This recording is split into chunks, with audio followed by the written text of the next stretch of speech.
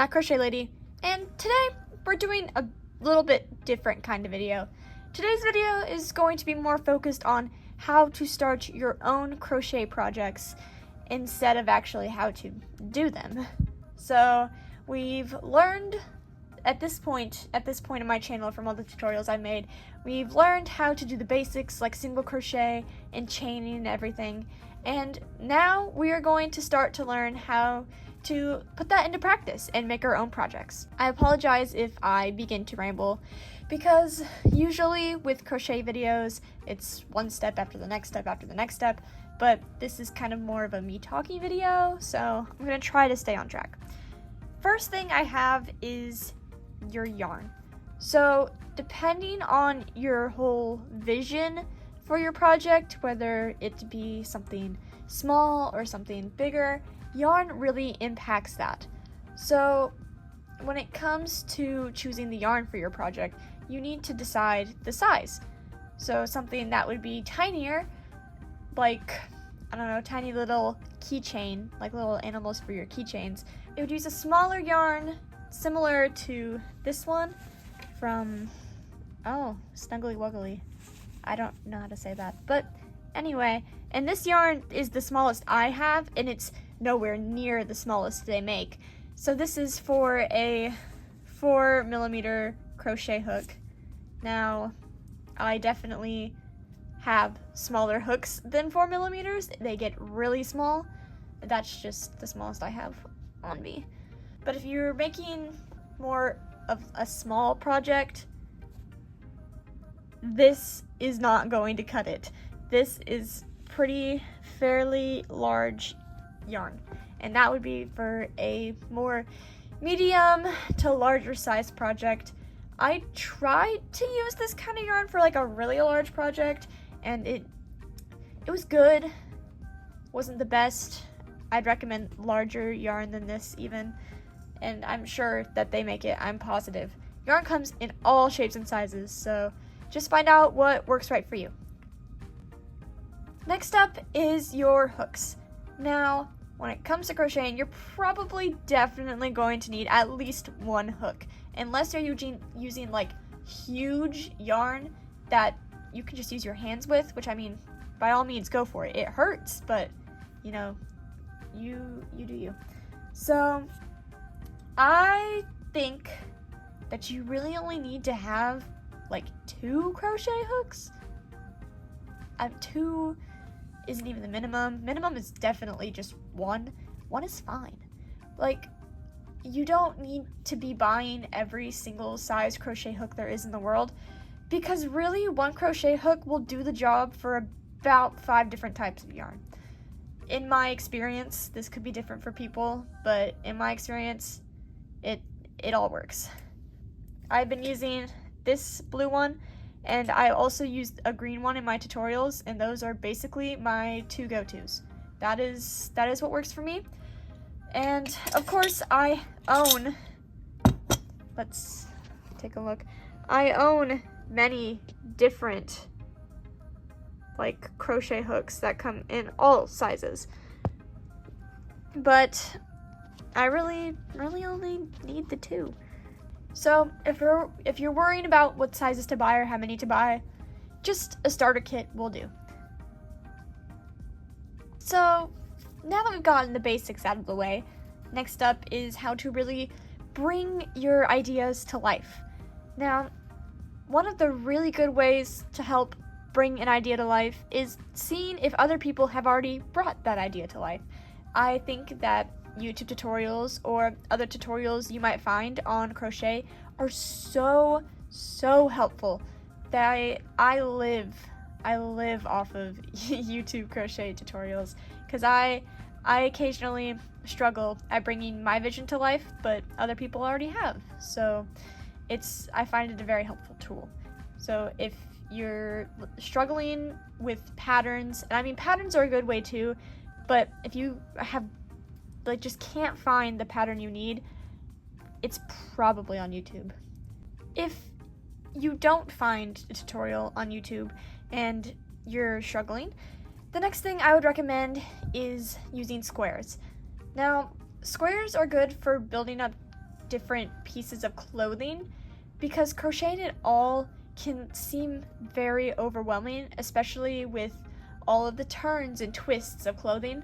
And squares, I find, are very helpful at giving a structure to clothing, mainly clothing. I haven't seen people use squares too much on like animals or like different amigurumi? I'm not actually sure. Does anyone really know how to say that word right?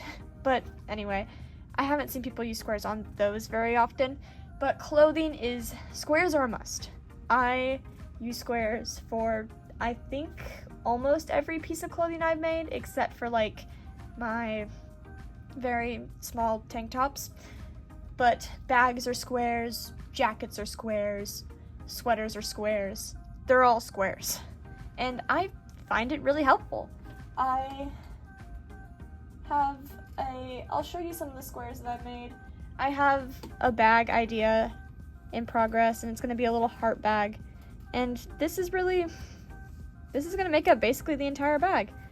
And it's cute. I like it. And it's 100% just from my brain. My brain is just working with that. It's just making it up as it goes. So I think that is probably one of the very few projects that I have gotten out of my brain. So squares, I mean, I love them. For my last tip of the day, I just want to talk about how important it is to follow your instincts and just keep it simple, stupid. So basically what I mean by that is through all the tutorials I've taught single crochet, chaining, double crochet. I don't know if I've taught triple crochet. If not, I should probably get on that. But magic circles, increasing, decreasing, I've taught most of it. And with this information, if you watch the videos, with this information, you can like bring together your visions. I feel like I'm saying that a lot, but it's the point. It's the point.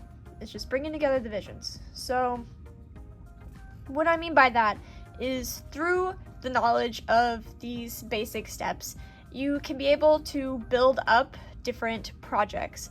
So say you wanted to make a foot on a stuffed animal, like a teddy bear, and you did not know where to start on making a foot.